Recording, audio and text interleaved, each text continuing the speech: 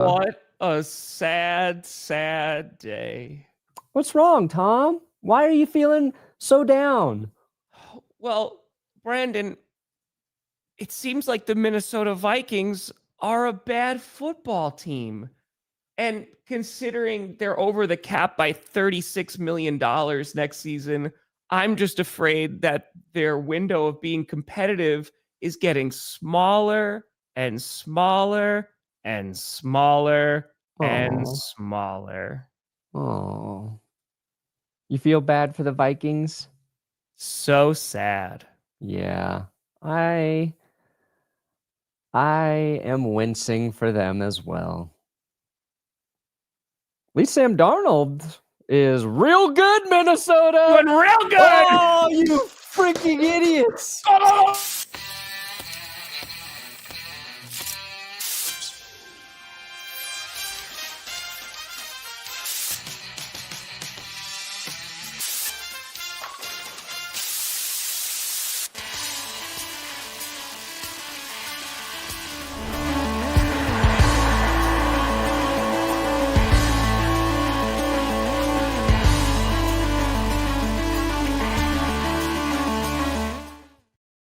Oh, baby.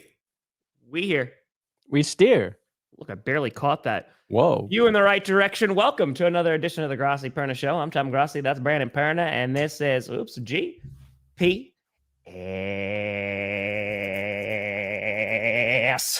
Oh.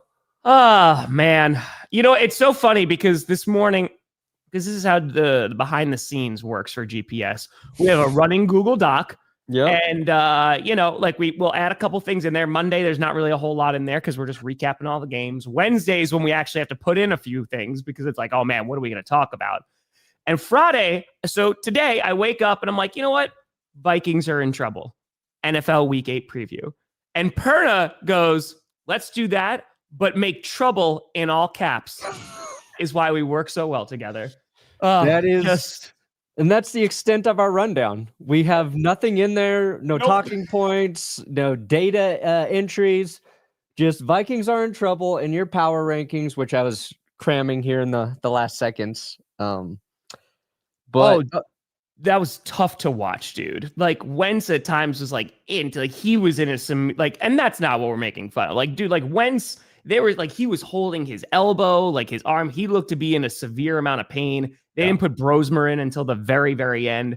And that, like, I understand that Brosmer's not going to really do much more than Wentz.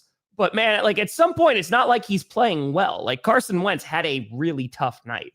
And it just, I don't know why he was in that game for as long as he was. His shoulder, right? Is his non-throwing shoulders all jacked up? Yeah, he was holding on his left arm. Because he has, like a brace sleeve kind of thing going on, too. So, yeah. Oh, to be clear, serious, I thought it was hilarious that they were playing him through all the pain. They were just like, I was laughing the whole time. You? And now, look at how much that man is hurting. I'm kidding. I'm sure there were Packers fans like that. Yeah, I'm sure there were. I mean, they're out there. Packers fans, we were just enjoying the fact that the Minnesota Vikings are sucking the amount that they're sucking. Out there. You're the one who is just like, oh, I predict Joe Burrow is going to get injured. Oh, I predict this person's going to get injured. It would be terrible if this player got injured. Bailey Perna did a whole video about it. I posted a 20-minute video about the NBA. It sucks, too, because it was, Chauncey Billups. He's from Denver. Been a big part of the community here. But Chauncey was playing in illegal poker games. Not just playing in illegal poker games, but being the face mask, as they called it, for the mafia to rig poker games. Dude, waking up to that story yesterday, it just got crazier and crazier. And then it was like, okay, NBA folks that are involved with like illegal poker, okay, they were cheating during it, like X-ray vision, like glasses, the cameras, the shuffle, the whole things. And then it was like, oh, and it's also tied to the mafia. It was like, oh, the Italian mafia. The Italian mafia. We're back, baby. I mean, there were They were using cheating butt plugs to help the card games. It was crazy. What? Yeah, when you got the hand to bet on, you get a little tickle. And that's how you know. Right in the play your shin. hand. Actually, I hate the Vikings because they were the Packers' most competitive rival in my formative years, So Brett Favre went there, broke Aaron Rodgers' collarbone, and put it in their newspapers, the whole 9 yards. So don't worry, the Vikings will always have a deep place in my soul. And Tom and I were talking about the NBA stuff right before the show. Yeah. And I think I was thinking about it, and it's a big problem if you've got players altering their stat lines to hit, their prop bet, right? And that's what Terry Rozier was doing. He took himself out of a game basically with a fake injury. There's clips of him just playing awful basketball, right? The highlights of him just I think there's a simple solution there in that and I think Florio mentioned this, that the sports books basically, to solve this problem for the NBA in terms of keeping it fair for fans, is you can't have single player prop bets. The company I work with, right, is not a sports book. It is considered daily fantasy. And sports novel. You have to have multiple player entries for those specific types of plays, right? That's how they view it, the legality of it, the technicality of it, if you will. So in the NBA, I think it's a bigger issue because a single player can alter their stat total. In the NFL, just look at last night. Quentin Johnston had 0 targets. That's not Quentin Johnston, right? You can't control when Justin Herbert sees him open. So the NFL, I think, is safer from this type of thing in that it's harder for a single player to affect their single stat line. The NBA, I think, they're if you take away the single player prop bets, and I don't know if they will, but I'm saying that's one way they could solve that for the NBA without having to do a lot. And it's that part of it sucks, right? Because then you've got all these people who think, oh, the NBA is completely rigged. And it takes away from all this really good basketball that was played last year. And last night, the Nuggets game was insane. The Thunder game was crazy. And I was watching the Nuggets last night, and Aaron Gordon goes off. He's just draining threes. And then that motherfucking Steph Curry, dude, just from 50 feet beyond the arc, it's going in. And it's you can't defend that guy. No. It makes you mad, but then you just appreciate how good Curry is. So good. Also, my take is Steph Curry, still the worst celebration in sports, Tom. This lame. I've never been so mad by a guy just moving his shoulders at me. But yeah, it takes away from a lot of good basketball. It's a problem. They got to figure it out. I think there's solutions to it. But I think we should let the mafia find those solutions for us.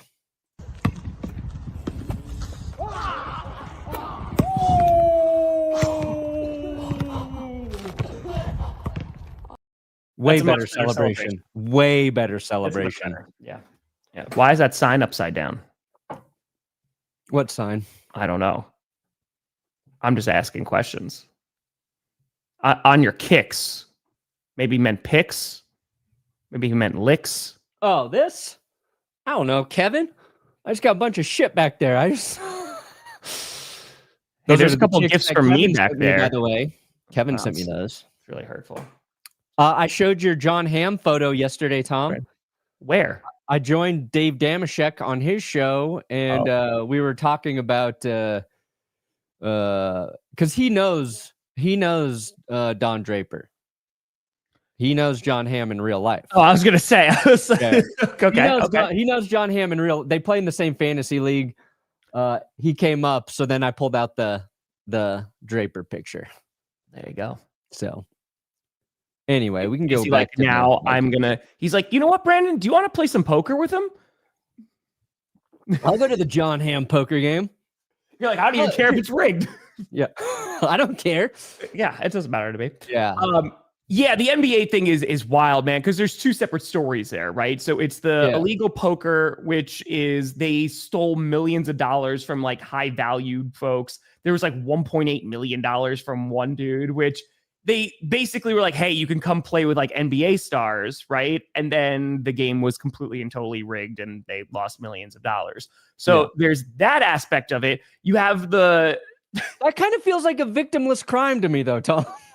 If you got a $1.8 million to blow on a poker game? Yeah, on illegal poker games. You're not going to a World Poker Tour event. You know, you're not playing in a high-stakes game in Vegas or wherever those things are regulated. That's kind of on you. I wish it was just that story because it would have been a lot more fun. Sure. You know? Yeah. You got NBA head coaches. Dude, like that. What do you even tell your team? What do you tell your team after that? Which one? With the NBA? Yeah.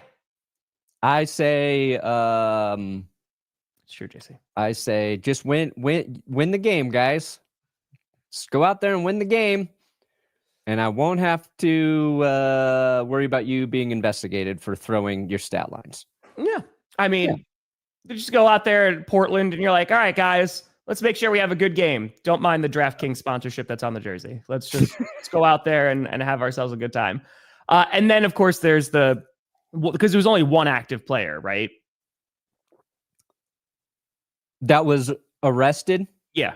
Yeah, Terry.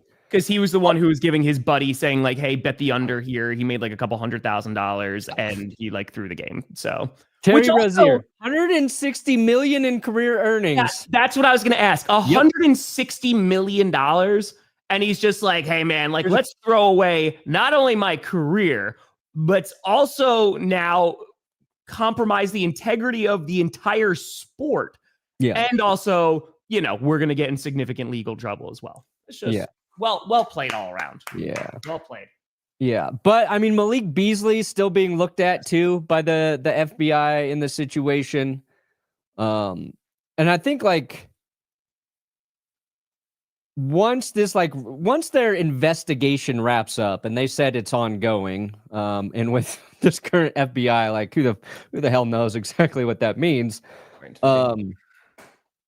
This becomes, because this is a big story, but this becomes like a real problem if there are multiple players they find in multiple games. Because right now, even Terry's stuff was a game that they have this evidence for in 2023, right? It's not like this is suddenly every night, every NBA game, you've got a guy out there just like shit in the bed for a couple. Brandon, like this is the problem, right? Like I'm getting questions in the chat of like, hey, like, is this something that could happen with the NFL? Is this something that's because this is the problem when you have gambling that's so, because again, you're a grown ass person, you do what you want with your money, right? That's where I'm at.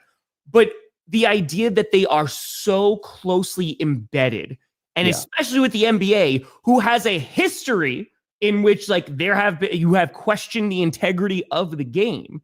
Right? It just opens the door for more people to do the wrong thing. And when it's easy and it's accessible, that's when there is going to be potential problems. And I feel like as a viewing audience, right? So Adam Silver, who you and I were talking about right before this show went live, right? Yeah. Under scrutiny for a while. I didn't like him because he was, what was that, a month ago? He was like, oh, well, when asked about accessibility to the game and tickets are more expensive, you can't watch the games, right? Because they're on all these different platforms now, which is also for a whole bunch of different sports leagues. And he's like, we're a highlight-based game. Yeah, last night I couldn't get the Nuggets game until the second quarter because the other game went into overtime, right? Yeah. Like not even having the option to watch the game you want on the network you want to that is broadcasting it. When I think that's an easy thing they could do, it's the opposite of forward thinking. Yes. So like I can't get it out of my head either. Big boo. It lives in there, rent free. But that's ultimately going to be the issue, right? And so they'll do like a whole investigation. And it's exactly like you said. If there's more players, like, And then you're talking about Silver potentially having a hand and saying like, hey, let's sweep this under the rug a little bit. Yeah. Or just like give it a pass and say, let's not do this again, because the NBA looked into Terry Rozier and they cleared him basically. Mm-hmm. Or they were still looking into it and they hadn't made a decision. It kind of changed through the course of the day yesterday. I think it was Brian Windhorst's reports on it later in the day. They were kind of damning for the NBA and for the commissioner. You just hope they nip it in the bud. And I think and hear that's messed up. Yeah.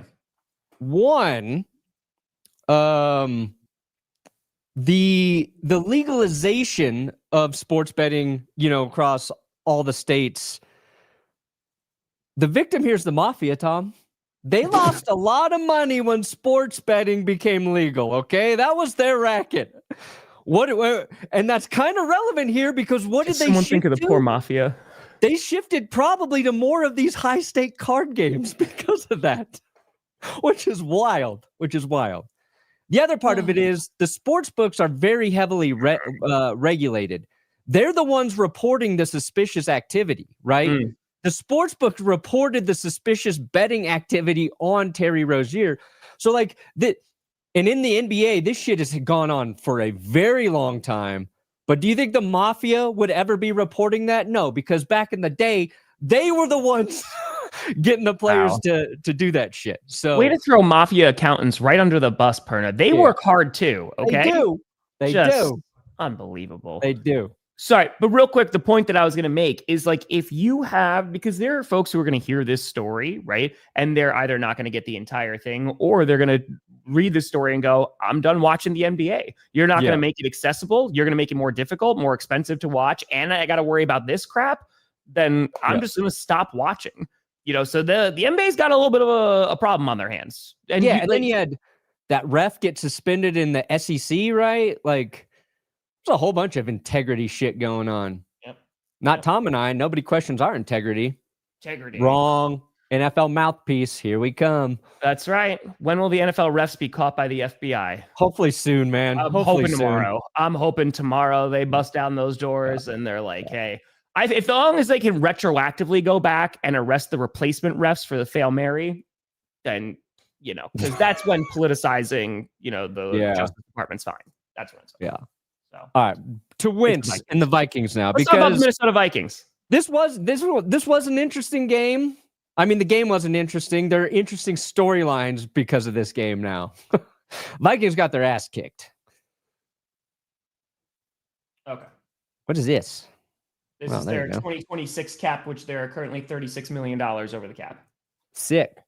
So, yeah, this is an issue for the Vikings for a number of reasons. One, obviously they lost. Now, at the same time, they got a whole bunch of injuries, right? JJ McCarthy is still out. We just don't know about JJ McCarthy, though. And I think that's ultimately the issue, too, is he's just a huge question mark because they had that stat up yesterday. And I was like, that's such a BS stat. There was like missed 22 out of 24 games. I was like, you missed the entire season last year because he got hurt before it even began. So I don't know if you could hold that against him.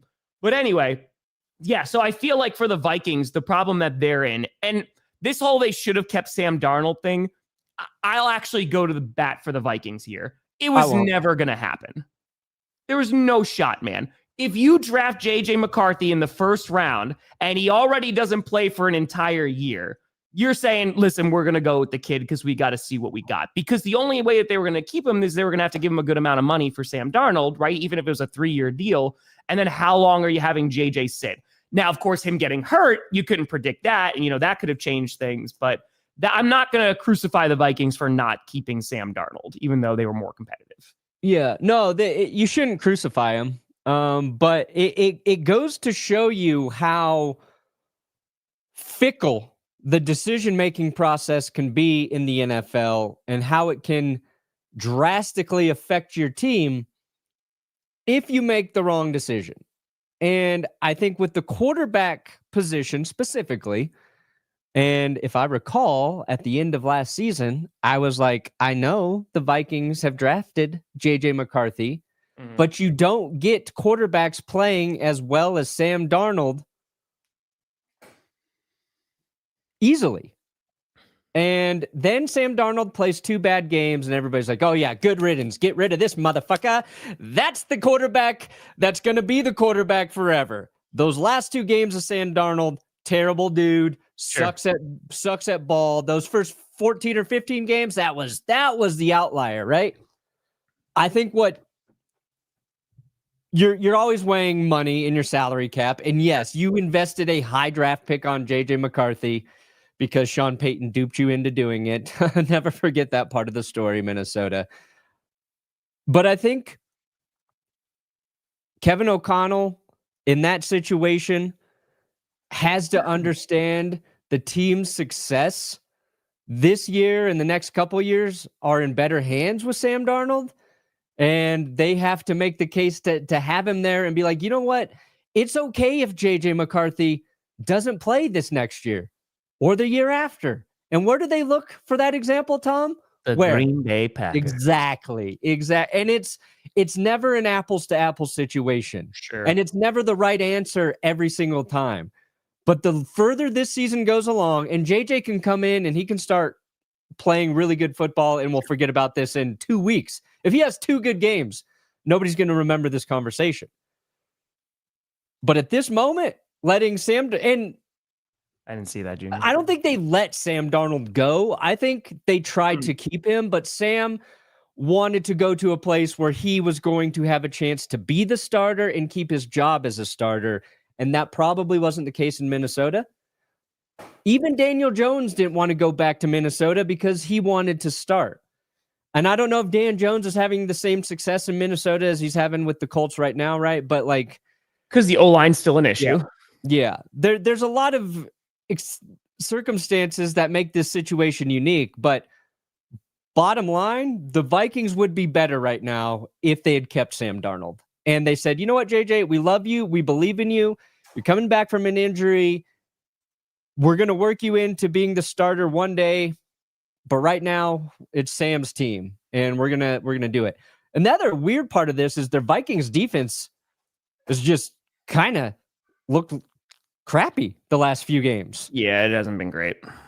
But anyway, sorry. I was thinking about that. I've been thinking about Kevin O'Connell and the Vikings decision and how this has kind of just been like a low key, yeah, you kind of wish you would have kept Sam Darnold right now. Well, and I think it maybe was made a little bit easier after those last 2 games, right? So like against the Lions and the Rams, because this was a decision that we were talking about this leading up into the playoffs last year going, yeah, you and I debated it, I feel like multiple times. Yeah, like, are you going to keep Sam Darnold? Like, are you just going to let him start?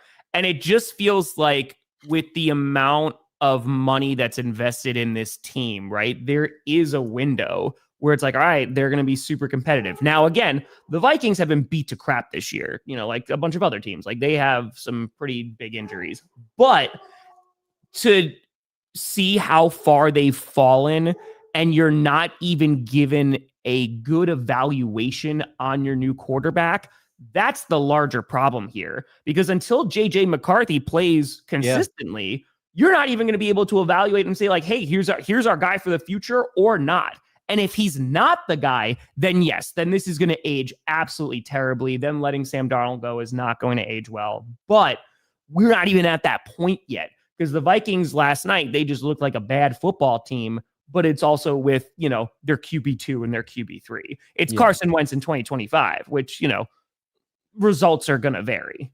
Yeah. Carson Wentz, he's not the worst quarterback. You got to admire his performance playing through an obviously very painful injury. Oh, yeah. There's all that stuff there. Yeah. Sorry, I started reading this. I can't multitask. That's what happens when you read. How much you're able to talk about it considering, let's see. Did Underdog ever follow through on their end of the deal? Yeah. I would be suing them if they did.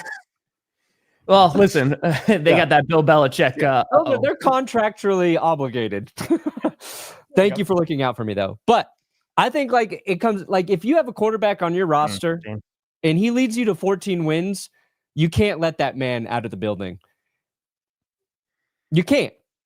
I think if I'm a GM, that's one of my things. If my quarterback wins me 14 games, I'm not letting that guy go, even if I already did this other thing, right?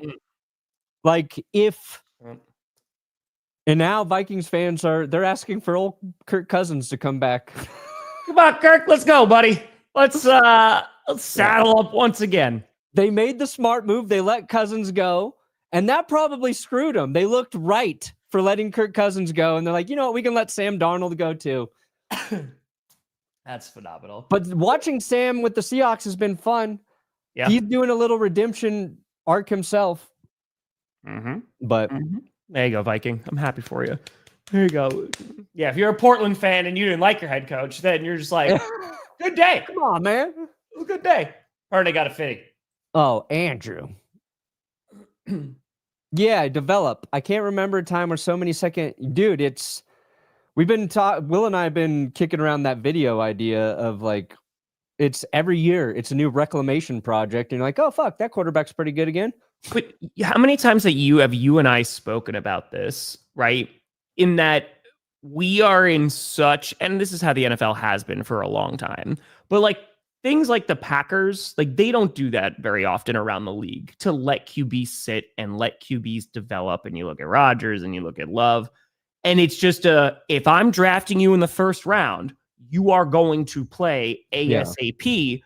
Because usually when you're picking, I'm just going to say like within the top 5, it's because you're a bad football team, right? Yeah. Unless you made some trade, in previous years, you're a bad team. There's other guys, maybe it's the head coach, maybe it's the GM that are looking at their jobs, and maybe their jobs are on the line. So they are now, hey, we have to go and draft a QB and we have to start them right away. And so the problem is you have this external pressure, right? Of you need to perform and do well. And so because of that, a lot of QBs are thrown into the fire when, again, they're usually going to bad football teams. And this is kind of the stuff that you can get. I mean, Mahomes even sat behind Alex Smith, man. He has talked about it many, many times about how beneficial that was to his career. And now that you have guys who are going to other spots and they're behind like actual O-lines or some better coaches, you can see these kind of resurgences. Yeah, it reminds me of something very prominent. Next guest, Luke DeCock. Excuse me, who? Luke DeCock. Who? Luke DeCock. Wait, one more time. Luke DeCock. We still got to get him on the show. We got to get Luke DeCock. We got to, and I will praise that man from the mountaintops. Yeah, Luke DeCock. But yeah, Andrew, this is something that it's subjective based on each individual team and like where they're drafted. I mean, look at Cam Ward right now, man. Cam Ward gets drafted first overall. He's obviously going to start. That O-line is not good. The guy is getting destroyed like every single week. Yeah. It's like, all right. Well, and some guys can learn like that, right? It's trial by fire. And when you're getting drafted first overall, that's always going to be the expectation. But that's not necessarily what's the best thing for QB and player development. Yeah. I mean, I think I retweeted a stat this morning that Peyton Manning was the first overall quarterback drafted to win a Super Bowl for the team that drafted him, right? So that's crazy. And now we're seeing this thing too. Peyton Manning? Peyton Manning, last number 1 overall quarterback. Number 1 overall. Got it. Yeah. To win for the team that drafted him. Damn. He won for 2 teams, of course. Yeah. His real team, the Denver Broncos, later in his career. That's why he lives in Denver. He claims Denver. Suck it, Indy. You got Daniel Jones now. You're fine. God damn it. I love how every single time you derail me. You have to do, but you derailed yourself. You're just like, I have to make sure that the world knows that Peyton Manning likes Denver more than Indianapolis. Yeah, he loves it here. I have no idea what Stephen A. Smith said yesterday, and I think I'm better for it. I never know what Stephen A. Smith is saying, which is also. He says a lot of things every day. He says a lot of things. Oh, it's here. I got it. We're also seeing these number 1 overall drafted quarterbacks having their head coaches fired. Like it has happened to Cam Ward, who was number 1 before Cam Ward, who was number 1 the year before Cam Ward. Caleb Williams, right? Coach gone. Who was number 1 before Caleb Williams? Probably just type in like first round or first. I'm overall. going there. Just give me a second. So, It's staggering. yeah. I'm sorry. These are the funniest memes, though. They are. Yeah. Where it's just like, yeah, my name's Shane Bowen. Yeah, I'm also betting on games. Mm-hmm. All right, here you go. Cam Ward, coach fired. Caleb Williams, coach fired. Bryce Young, coach fired. Trayvon Walker, Bryce Young, coach. Trevor Lawrence, coach fired. Joe Burrow still has his coach. Kyler Murray, head coach fired. Baker Mayfield, not fired. So, like, that's what? Fired. 1, 2, 3, 4 of the last number 1 picks have been QBs. All of them. Bryce Young's right over there. Yeah, all of them had their head coaches fired in their first year with the team. That's not a great recipe for the quarterback. It's not a great recipe for the organization. It's just, man, like, yeah, in college football is not doing a good job right now developing quarterbacks to be ready. It's basically as far as it's ever been from preparing quarterbacks to be ready for the NFL. And every year, these teams think these guys are going to come in and save their organizations, and then they need a scapegoat, and their jobs. And then they got to get the right guy to coach that guy because the guy they had sucked at coaching. It's a cycle, and I don't know when it's going to stop. We'll see. Ox got plenty of time to the playoffs. Yeah, no, and again, it's just because we're in the win now mentality, right? You draft a guy within the first top 5, like it's expected that he is going to come in and he's going to help save the franchise, which is not great. But I mean, you look at the 49ers years ago, and when they went on that dominant run, which still didn't result in a Super Bowl win. Sorry, I just had to throw that one in there. But when they went on a dominant run, you remember that? Like they were getting like first picks. Like they're like, wait, how did their defense get so good? It's because they just kept on drafting really well in the first round. And like it was going really, really well, but they were having high draft picks for a bit. And then they were able to go on a run. Like that's usually how teams are rebuilt. It's going to take a few years for them to get back. Now, of course, there are outliers, and there are times where if you have a franchise quarterback, it makes it a whole lot easier because they're going to keep you super competitive. But yeah, man, it seems like for the Vikings, you know, you have arguably one of, if not the best wide receiver in the league in Justin Jefferson, right? Like he's up there. You got that. You brought in your Brian Flores. Hard to say right now. You can't get the ball thrown to him. Oh, no, he can't get the ball. You know what, Ben? That's true. I'll become the head coach of the Vikings. Yes, I will sabotage you, but I'll be open about it. But I will do what's best for the player. Like Justin Jefferson deserves a quarterback that could throw to him, like Jordan Love. Oh, yeah. What if Tom coaches the Vikings, I coach the Chiefs, and we both actually try? Listen, I'll try because if we beat the Bears, if we beat the Lions, this ultimately helps the Packers. So you're talking 2 games a year and I'm actively going to sabotage. And that's really it. So, I appreciate this, Ben. Appreciate it. Hey, Zach, let's go. Let's go. Should be a great game Sunday night.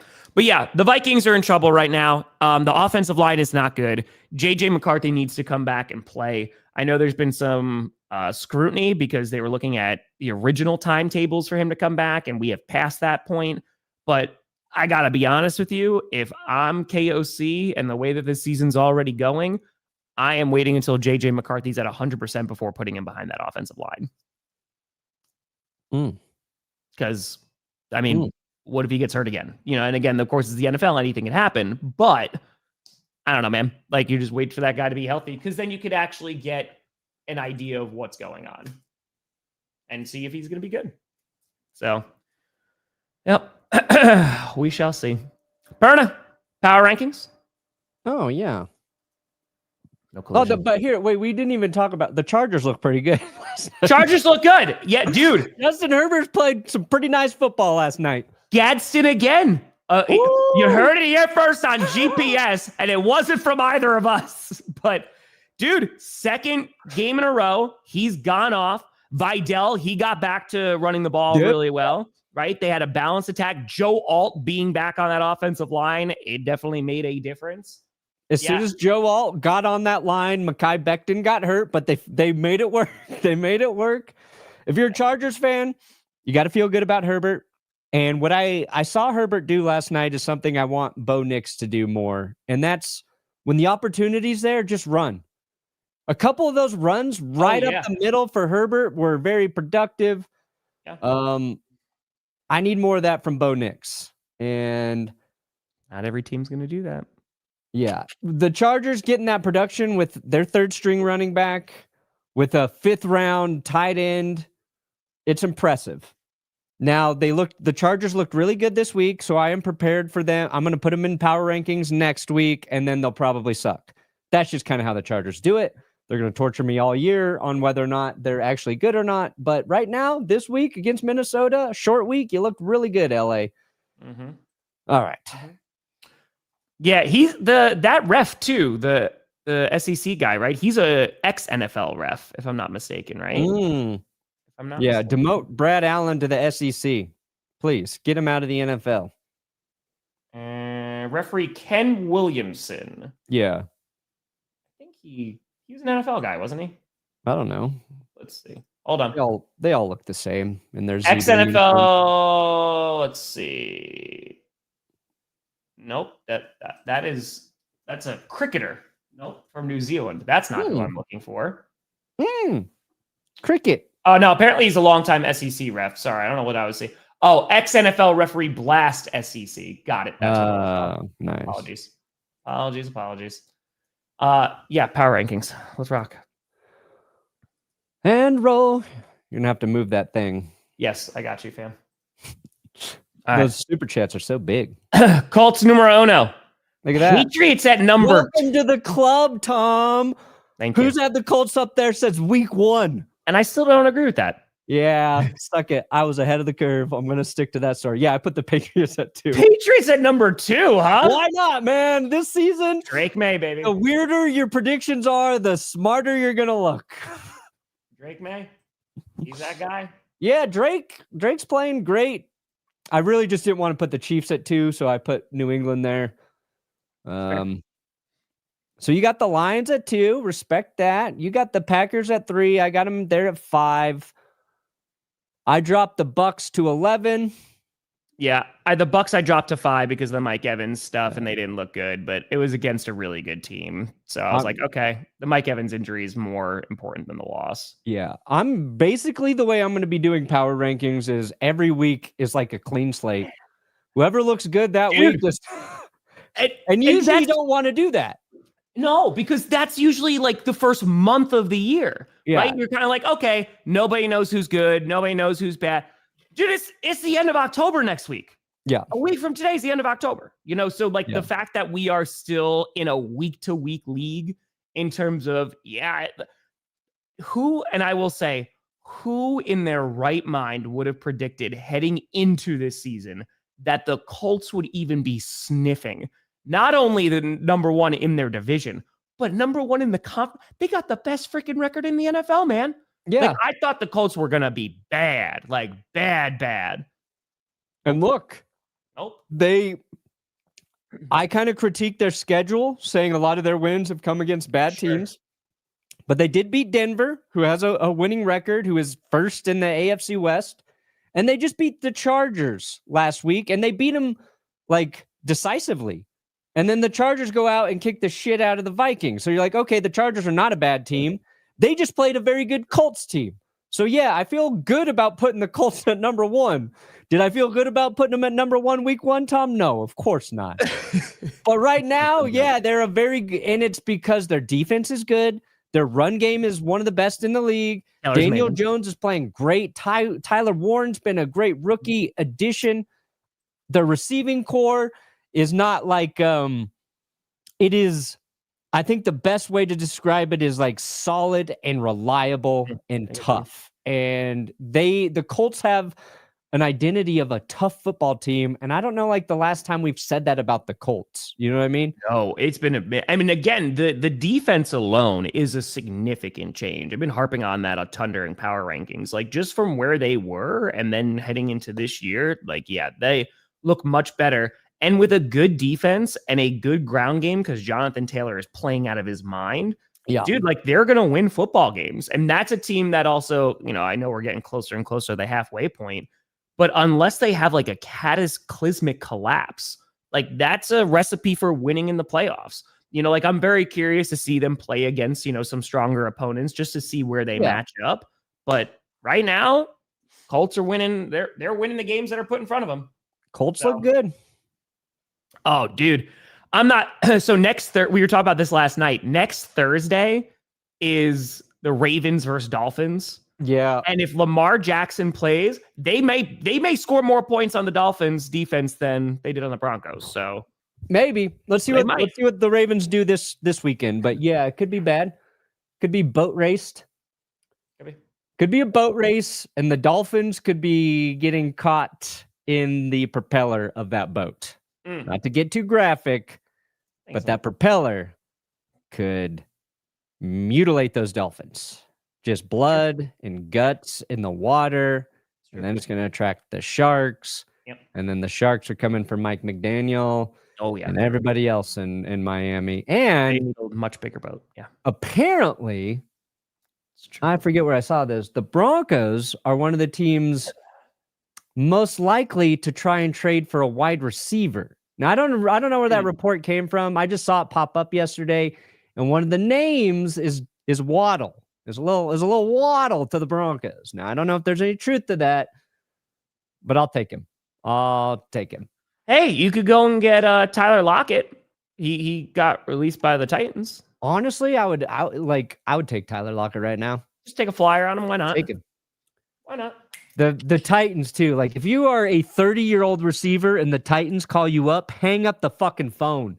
Hang up that phone, because all they're doing is like, hey, we got a nice grave to bury you in. Why don't you come watch your career die here in Tennessee? They do it. I did a video like 2 or 3 years ago about the wide receiver graveyard, and it was Tennessee's the greatest defender. Uh-huh. And it's more true. All right, let's just. If Will Levis goes anywhere and has any kind of success, Minnesota. Will Levis is your 2026 quarterback, Minnesota. Let's see here. You got the Niners at 10.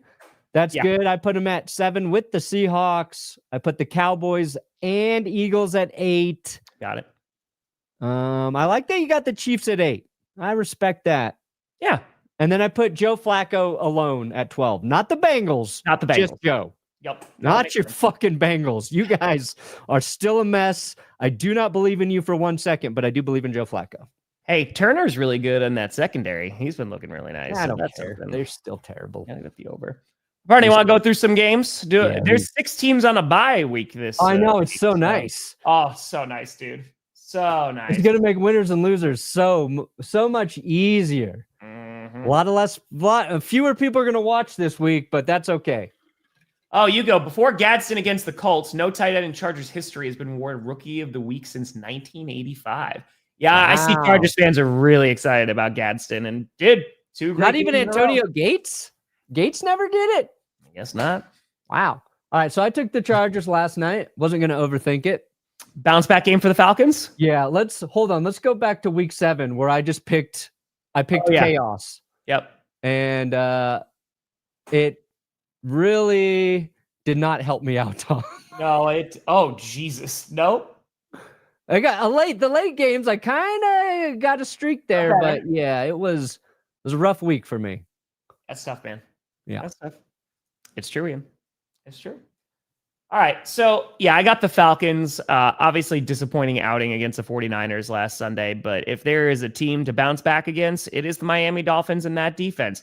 Bijan Robinson might have, 300 yards. He's gonna run all over them. So, yeah, the Falcons kind of played poorly last week. They're doing this thing where they play really good football one week and then they're bad. Good, bad, good, bad. It's a good week against a bad team. Wolfpack, what about it? Happy birthday. It's my birthday tomorrow. Let's go, baby. Happy birthday, Wolfpack. Wolfpack, happy freaking fracking birthday. I hope it is a phenomenal birthday weekend. This is for you, Wolfpack. I'm a man. I'm not 40. I'm 58. There you go. It's appropriate. I think so. Let's go. Look, I just shit on the Bengals, but you are miles ahead of the Jets, Cincinnati. I'm sorry. Hold on. If the Bengals beat Aaron Rodgers but lose to his former team, That would make sense, just given what this NFL season is. But I like that. I'm going to go with Cincinnati here to get the win against them. No, I like the way you're thinking, Tom. Yeah. That is, I hope, I'm going to still take the Bengals, but I think you're onto something, Tom. Right? Perna got a fitting. Oh, my God. The Pope is with you. Hey, man, Bob Ross. I was Bob Ross for Halloween once. We're actually kicking around an idea for a full-on Bears video. So, Yes. There you go. I like what the Bears are doing right now. Hey, and because they got a good run game and they got a good defense. Yeah. Dude, how many problems does that help? A lot. Sean Payton? Yeah, Sean Payton. Yeah, got the good defense part. This, I think, is going to be close. This, I almost pick Cleveland here because this is going to be a really big test for that Patriots O-line. I think, no, because they have the Browns have a good defense here. So I picked the Patriots to win, but I think this is going to be a closer game. You know, as the Patriots have been playing really well, I just think this one might not come easy.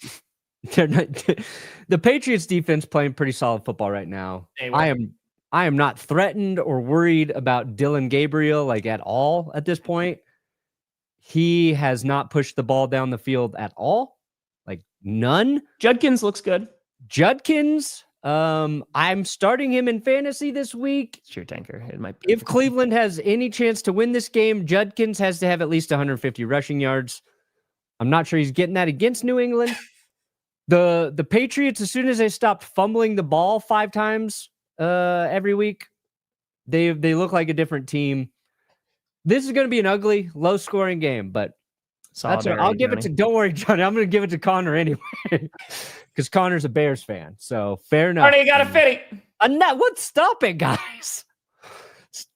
Bought tickets to see Cowboys Broncos. Now it's flexed to curse wheel game. What a time to experience my first game in Mile High. I'll be wearing a diaper. Wear a diaper. Do we even have that clip anymore? I don't know if we have it anymore. Did we get rid of wear a diaper? I think we did. Damn. Oh, this is close. It's like, like buttholes, everybody has one. That was awesome. Oh, yeah, you cursed your own team, huh? Hey, man. Nobody can say I'm biased. I mean, I don't feel good about this game, honestly. No, I picked the Cowboys. This game, I think the Eagles have their revenge. They didn't have Jalen Carter the last time they played against the Giants, so I'm thinking that that's going to make a difference getting after Dart and also stopping Scattaboo. So the Eagles, after actually putting together their best offensive performance all year, let's see if that can be maintained, but I got Philly here. Yeah, I want to be clear about a couple things. Let's go, Jared. Enjoy it. One, I'm a big fan of Dart and Scattaboo and Malik Neighbors. I know Neighbors is hurt, but I like the Giants for those reasons. Real quick, timeout. Did you see Neighbors hasn't gotten surgery yet? Yeah. Yeah, so like I don't know if it's the swelling. Dude, like that sucks, man. Yeah, just delaying how long it's going to take till he's ready to go. Yeah, it's going to potentially bleed into next season, so hopefully he will be good. But yeah, that's. I think the ads about him are fine, Pixel. I think the incorporation into the pregame, the postgame, the halftime. I think that's the. You see ESPN real quick when they were talking about this NBA thing, and they're just like, "Oh, and let's get rid of this ESPN bet ticker that's on the bottom here." No gambling. Whoa, who could have seen this one coming? No, it can't be like anything, like alcohol ads, right? Like we all know alcohol's addicting.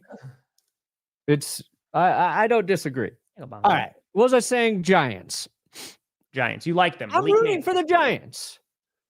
But, and this might sound crazy, Eagles fans, way cooler than Giants fans, okay?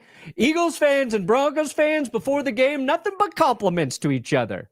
Giants fans and Broncos fans were telling each other I hope Dart tears his ACL. And then Giants fans started making like Demaryius Thomas being dead references on Twitter. It got out of hand. Oh, dude, yeah, it was bad. So Giants fans, fuck you is my point. Except for John Franklin, who I love. You're You're on my shit list, Giants fans. Eagles fans, fans I are love like, you. I hope you beat the we're fucking piss out of the Giants, is what I'm saying. And I think the Broncos broke the Giants. After this week, I'll be over it. But anyway. That's it. Sorry. No, not Eagles. Okay. If Rico Dottle can run all over them, the Panthers can win this game. Bryce Young, because he's banged up right now.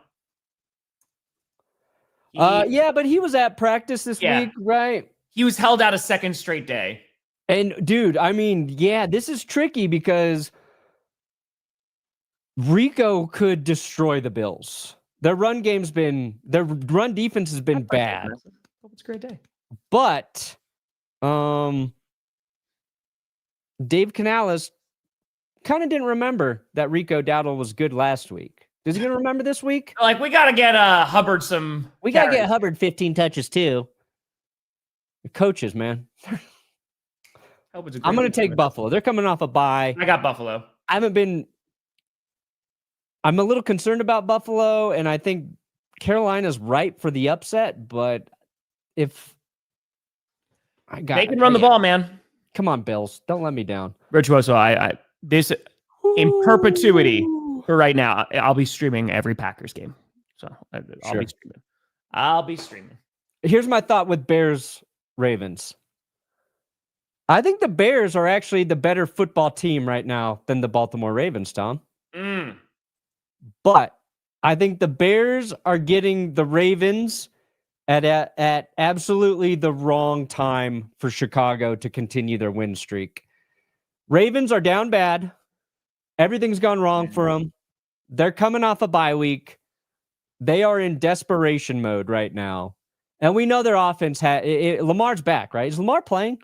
No, so that's the thing. It's not confirmed. He took a step in practice. So I actually picked the Bears to win this. If Lamar doesn't play, I'm going Bears. That's what I said. I literally was like, if Lamar plays, I think the Ravens win this football game. Because the defense for the Ravens, the last time we saw them, they played pretty solid, right? They just didn't have a quarterback at all. Derrick Henry was playing well. And so you throw Lamar Jackson back there, I think you're rocking and rolling.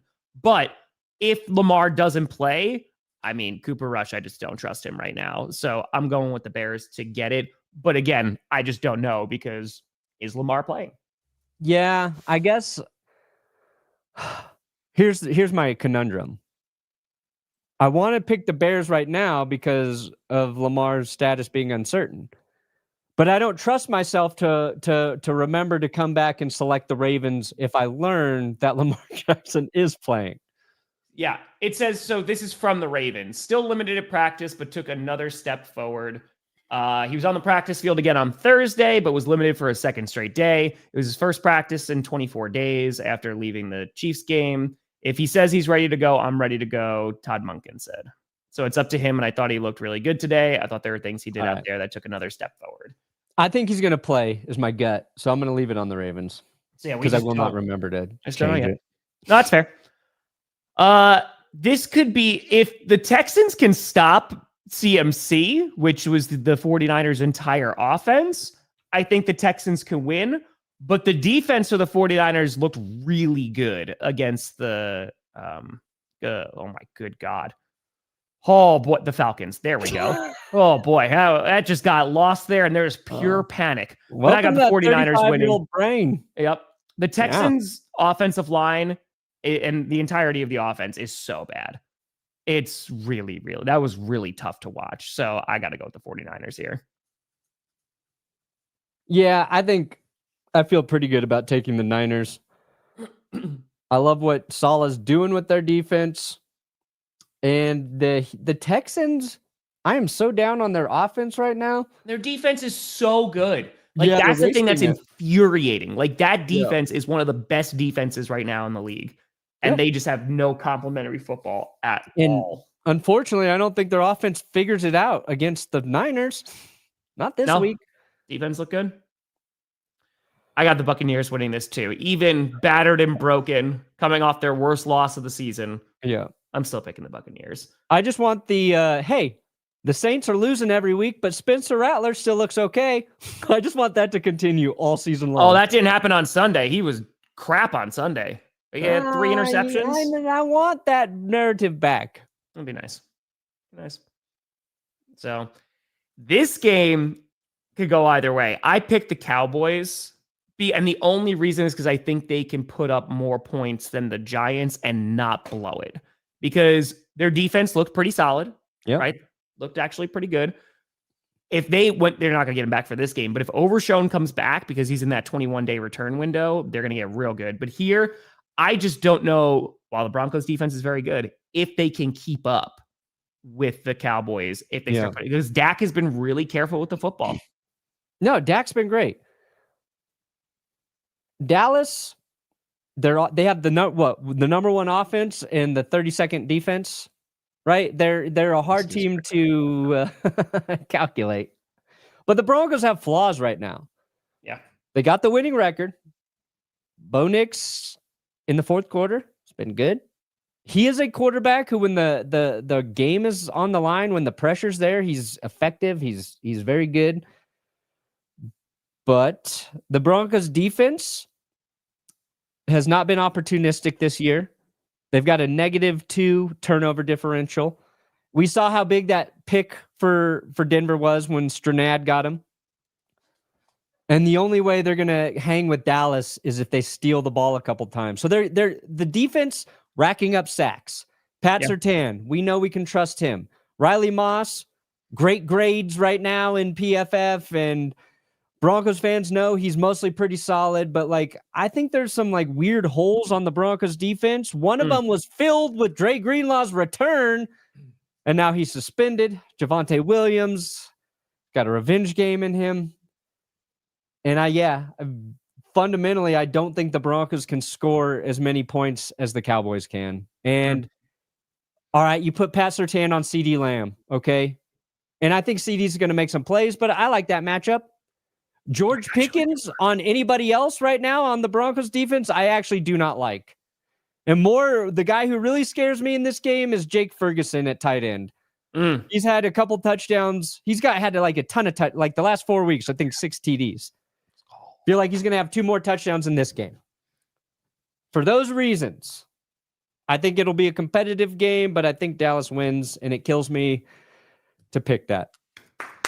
Let's go, Jersey. And to stay strong, especially after this past Sunday, hell yeah, brother. Let's go. Let's freaking go.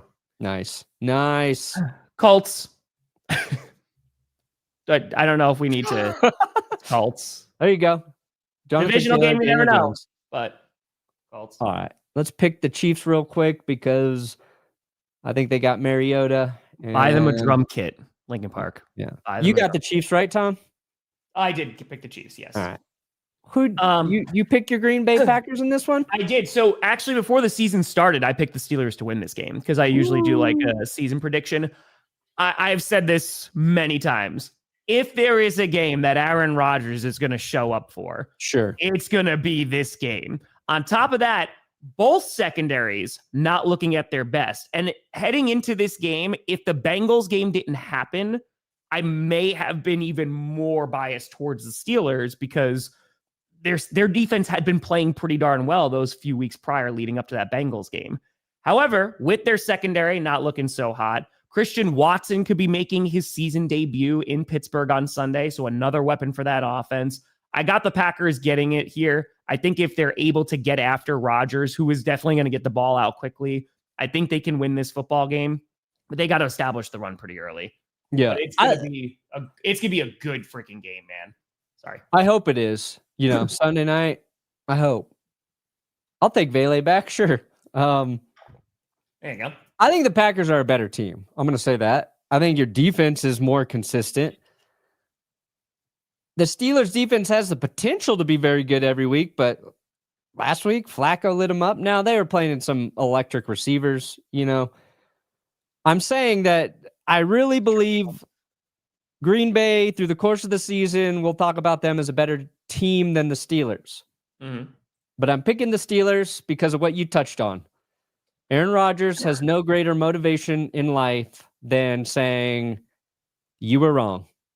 Fuck you. You were wrong. And even though he was very PC about it this week, He was very nice. I mean, there's no animosity towards me and the Packers. Like, I saw the writing on the wall. he confirmed it. He's wrong. Deep inside, he's like, those. I would agree with you, Perna. I would agree with you. But playing for the Jets, it does something to a man. It does. He was like, you know what? The Piggly Wiggly, I didn't know what I had. Yeah. I didn't know how good it could be. How crazy is that? The Jets have spared you guys Aaron Rodgers or revenge game, you know? I'm like, until I'll believe Aaron Rodgers is a changed man if he loses this game.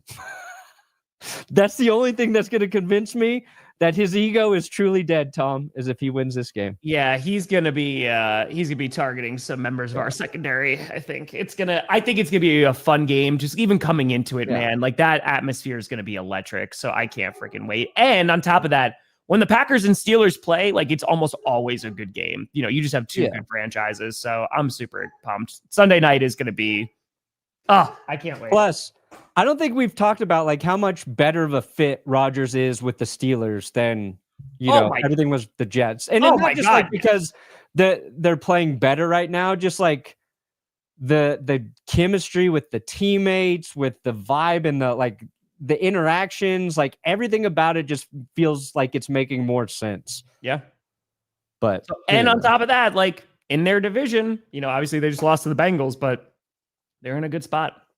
So. Yeah, I mean, that's true, too. Yeah, he will win. He will then have a win against every single NFL team. Yeah, there's that in there, too. So that's a crazy stat, my friend. He was saying, he kind of was like, if this game was in Lambeau, it'd be even crazier. That would be nuts. But yeah, we'll see. We'll see. All right, what do you got coming out, dude? Nothing today. Tomorrow morning, we should have a video about the wild possibilities for this year's MVP race. There's interesting guys. Okay. Per your votes on the community tab. There you go. Q&A tonight. I am going to put out a video today that's probably going to be a short skit. It's going to be short. It's going to be good. Also, what recently has happened has made me just want to get back on the bandwagon and do that gambling video that I've had in the works for like 4 months. So there's a few things I want to do, but yeah, we'll be rocking with that today. So, but folks, I appreciate the hell out of you. I'll see you on Sunday. Get your hand off my penis! Sorry. People, thank you so much for watching. I'll see you later. I'm Tom Grossi. That's Brandon Perna. This is GPS, and you have been navigated. And you reached your destination. I was just about to say I haven't dropped it in a while, and then I dropped on the second one. But I didn't say it, so because of that.